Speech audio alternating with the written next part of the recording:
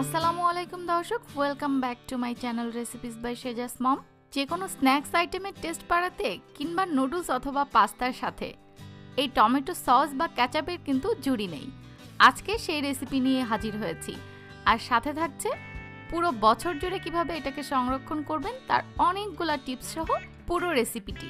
আচ্ছা বলুন তো, টমেটো সস কিংবা টমেটো ক্যাচাপ এই দুটোর মধ্যে পার্থক্য কি, কিংবা আদৌ কোনো পার্থক্য আছে কিনা এই প্রশ্ন কার কার মনে আছে?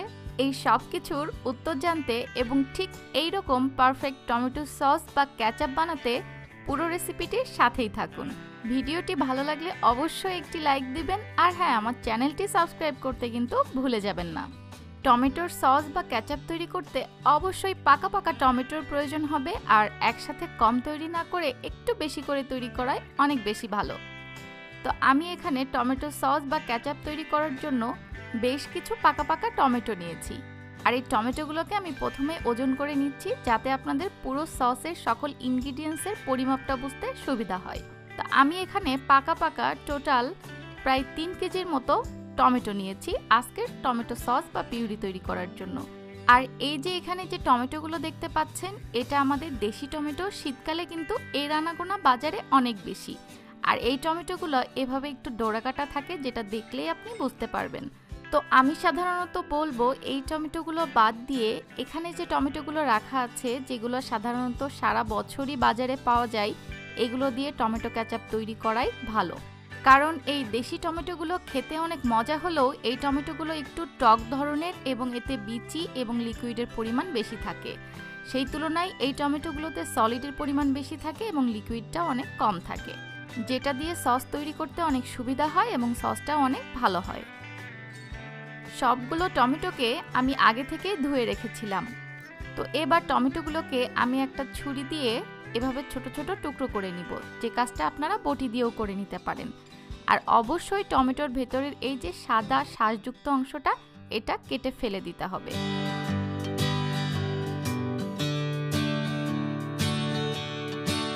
একইভাবে আমি সবগুলো টমেটোকে টুকরো করে নিব। আর অবশ্যই টমেটোগুলোকে টুকরো করে তারপরে সেদ্ধ করাই ভালো। আস্ত যদি আপনি পানিতে সেদ্ধ করেন, সেক্ষেত্রে টমেটোর ভিতরে এক্সট্রা অনেক পানি ঢুকে থাকবে এবং সসটা বানাতেও অনেক অসুবিধায় পড়তে হবে, আর সেদ্ধ হতেও তো অনেক দেরি হবে, সেই প্রবলেম তো আছেই।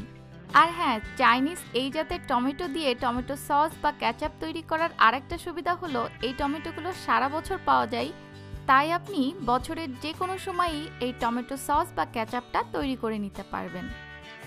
সবগুলো টমেটো কাটা হয়ে গেলে আমি একটা বড় প্যানে টমেটোগুলো নিয়ে নিচ্ছি।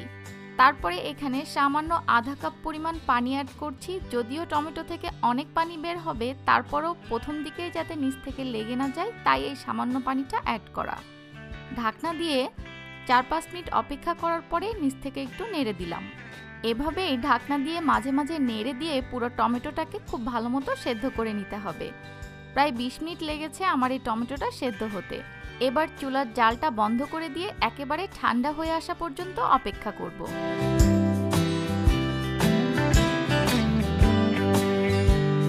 টমেটোগুলো পুরোপুরি ঠান্ডা হয়ে আসলে তারপরে একটা ব্লেন্ডারের জাগে নিয়ে নিচ্ছি টমেটোগুলোকে ব্লেন্ড করার জন্য।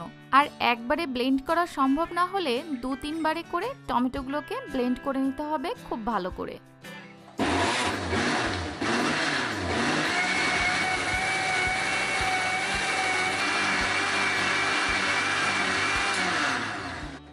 টমেটোগুলো ব্লেন্ড করা হয়ে গেছে, আর দেখতেই পাচ্ছেন টমেটোগুলো কিন্তু দেখে মনে হচ্ছে বেশ মিহি করে ব্লেন্ড হয়েছে, কিন্তু তারপরেও একটা পরবর্তী স্টেপ বাকি রয়েছে। তো আমি প্রথমবারে ব্লেন্ড করা টমেটোটাকে একটা বোলে ঢেলে নিচ্ছি। একইভাবে আমি দ্বিতীয়বার বাকি টমেটোগুলো ব্লেন্ড করে নিয়েছি। তো এই হচ্ছে আমার পুরো টমেটো পিউরি।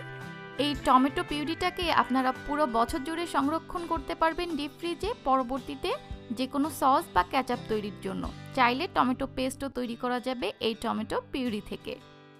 টমেটোর সস বা ক্যাচাপ তৈরির জন্য অবশ্যই এই পিউরিটাকে একটু মিহি করে ছেঁকে নিতে হবে, কারণ ব্লেন্ড করে নেওয়ার পরেও এই টমেটো পিউরিতে বেশ খানিকটা টমেটোর বিচি এবং ছিলকা থেকেই যায়।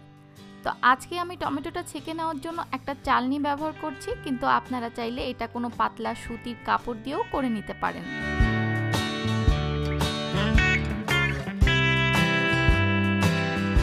অল্প অল্প করে একটা চালনির সাহায্যে আমি সবটুকু টমেটো পিউরিকে এভাবে ছেঁকে নিয়েছি। আর ছেঁকে নেওয়ার পরে এই যে দেখুন বেশ কিছুটা অবশিষ্ট অংশ বের হয়েছে। এটা থাকলে কিন্তু টমেটো সসটা ভালো হতো না। আর এই যে বাকিটা আমার বের হয়েছে একেবারে মিহি টমেটো পিউরি। আর এই টমেটো পিউরিটাকেই এখন প্রসেস করে নেওয়ার পালা। একটা বড় প্যানে আমি এই টমেটো পিউরিটা নিয়ে নিচ্ছি। এখানে অ্যাড করছি 1 কাপ পরিমাণ ব্রাউন সুগার, যে কোনো সুগারই এখানে ব্যবহার করা যাবে। আর দিয়ে দিচ্ছি 1 টেবিল চামচ পরিমাণ লাল মরিচের গুঁড়া। মরিচের গুঁড়াটা যত লাল হবে টমেটো সসের কালারটাও ততই সুন্দর হবে। লবণটা দিয়ে দিয়েছি স্বাদ মতো। এবার চুলাটা জ্বালিয়ে দিয়ে সবকিছু একসাথে মিক্সড করতে হবে আর নাড়তে থাকতে হবে। যেটা বলছিলাম আর কি, টমেটো সস আর টমেটো কেচাপের মধ্যে খুব বেশি পার্থক্য না থাকলেও কিছুটা পার্থক্য রয়েছে। টমেটো সসে পেঁয়াজ, রসুন এবং কিছুটা হার্বস ব্যবহার করা হয় এবং সাথে আরও কিছুটা অয়েল, কিন্তু টমেটো কেচাপে সেগুলো ব্যবহার করা হয় না। সংরক্ষণের জন্য কিন্তু টমেটো সসের পরিবর্তে টমেটোর কেচাপটাই বেস্ট, কারণ টমেটো কেচাপে হোয়াইট ভিনেগার বা সাদা সিরকা ব্যবহার করা হয়, যেটা টমেটো সস তৈরি করতে ব্যবহার করা হয় না। তো আমি এখানে 3 কেজি টমেটোর জন্য আধা কাপ পরিমাণ হোয়াইট ভিনেগার ব্যবহার করেছি। ভিনেগার ব্যবহার করলে অনেক দিন পর্যন্ত এটাকে সংরক্ষণ করা যায়। আর ভিনেগারটা ব্যবহার করতে হবে টমেটো পিউরির ঘনত্ব বেশ খানিকটা গাঢ় হয়ে আসার পর।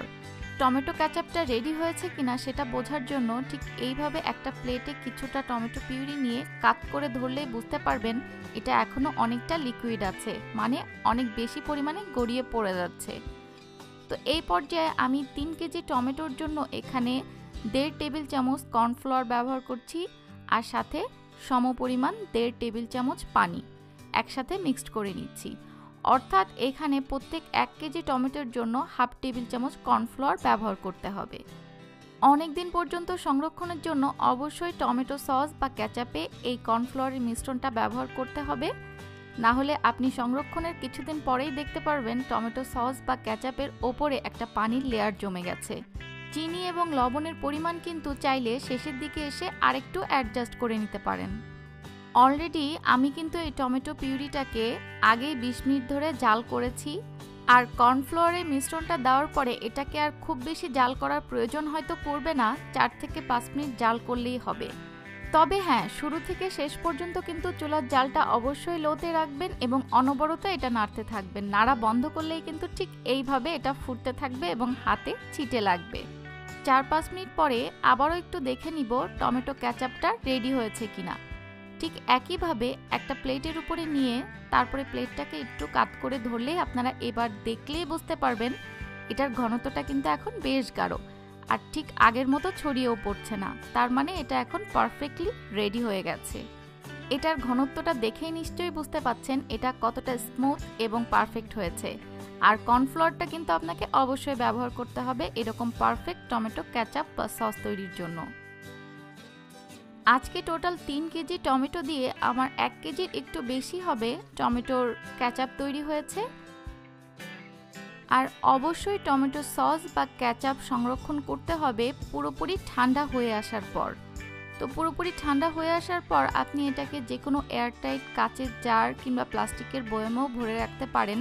তবে অবশ্যই সেটাকে খুব ভালো করে পরিষ্কার করে ধুয়ে মুছে তারপর সংরক্ষণ করতে হবে। আর অবশ্যই যে পাত্রে সংরক্ষণ করবেন সে পাত্রে যেন কোনোভাবেই পানি না থাকে সেদিকটা খেয়াল রাখবেন।